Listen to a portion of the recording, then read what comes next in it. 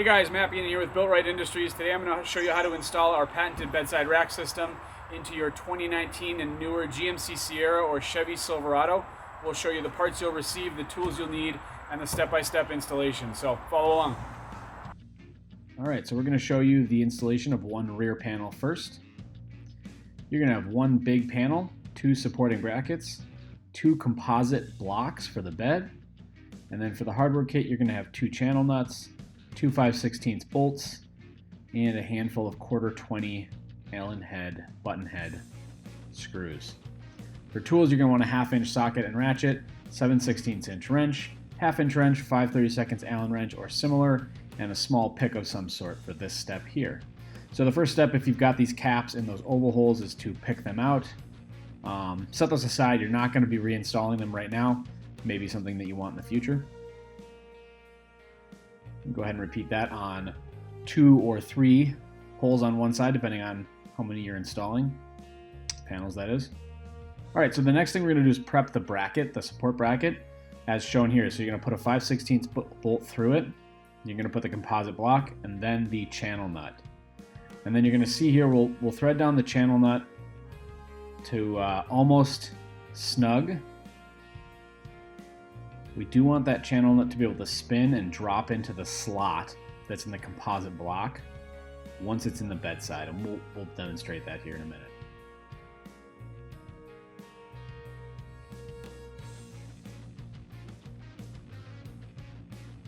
All right, so you can see we're loose here, but we're pretty close to being able to just give it kind of a quarter turn and have it drop in there. Demonstrate here what will happen, and then that channel nut along with the composite block will pinch the bedside around that hole the same way that the OEM tie down does. So we've got things lined up. We're going to slip them into the hole here. You see we're twisting the bolt. The bolt will pop out towards us, indicating that that channel nut is seated within the composite block, and then we can tighten it down.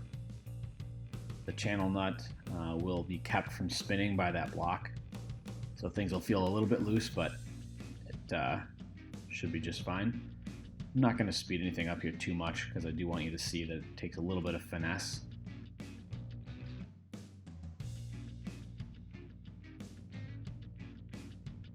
So we'll get this tight, but not too tight. You'll notice that these support brackets are slotted sideways, and we want to be able to make that adjustment later on. So we're going to leave that just barely snug, and we'll repeat with the second bracket here.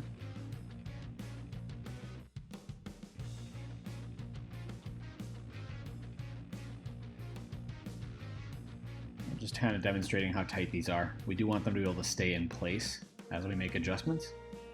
Now we'll lift the panel into place and take a look at how it fits. The main thing to note here is just alignment of the threaded inserts on the support brackets to the panel. You can see we're looking good here.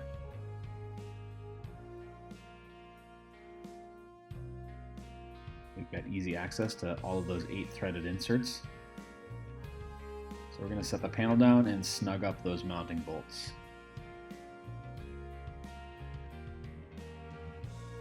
Just snug is fine, no need to go crazy on these things.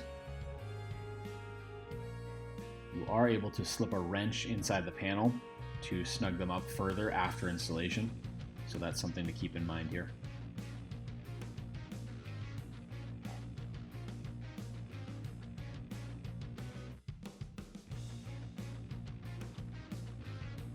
Next we'll go ahead, we'll take the first of our 1/4-20 button head screws, get a few of them started so that the panel is supported.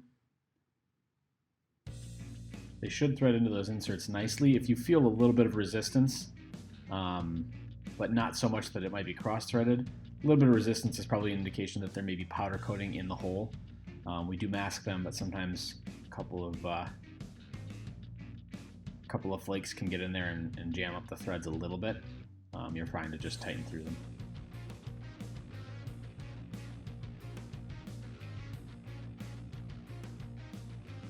All right, so in this bed, we are going to install the front panel as well for full bedside coverage. So we're going to install that front bracket and panel in a similar fashion.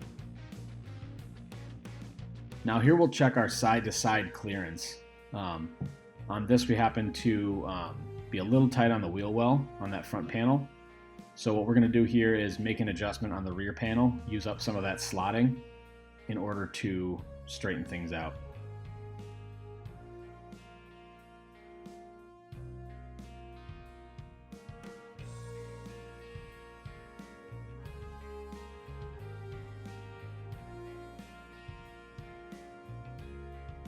So here we're showing that things are pretty tight there. So what we're actually going to do on this rear panel is remove a couple of those button head screws and get them onto the other side of the slot to add some additional adjustment.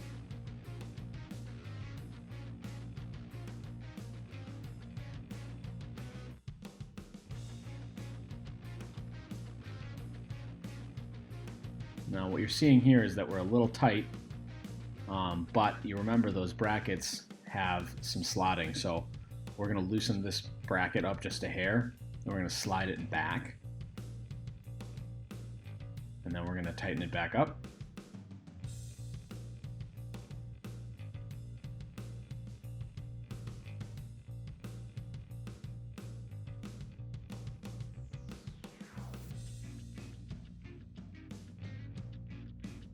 You see the bracket slid a little bit. Now we've got a clear shot at those threaded holes. So we'll go ahead and tighten that bracket back up and reinstall the button head screw.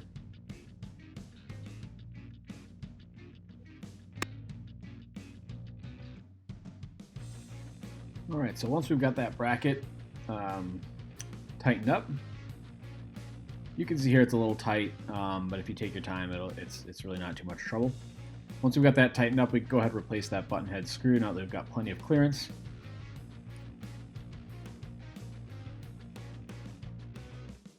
Then we'll go ahead and install the front panel again. We got more clearance there on the wheel well, so that's no problem.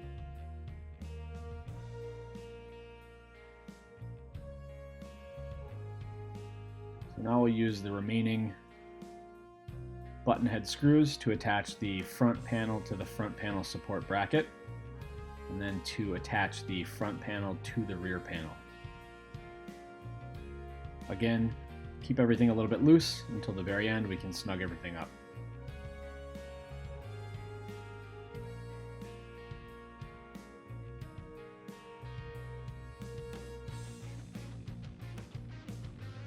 I'm going to speed through this a little bit, but you can see we've got a 1/4-20 button head screw on the front and a nut on the back. It can be a little bit tricky to fish that nut onto the panel, but it is possible. I sometimes find that taping the nut to the back of the wrench helps. Now we're going to go through and snug everything up. Nice and tight. And then the final step is to install the BuiltRight Industries brand tag using the 2 small included screws.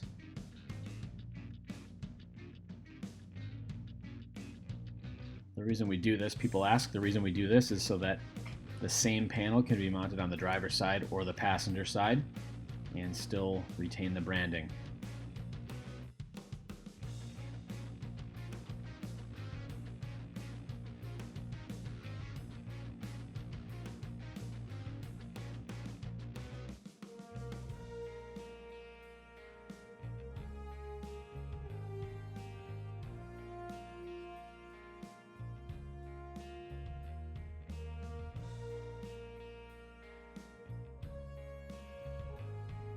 Alright, so that completes the install of your patented bedside rack system into the bed of your 2019 and newer GM truck.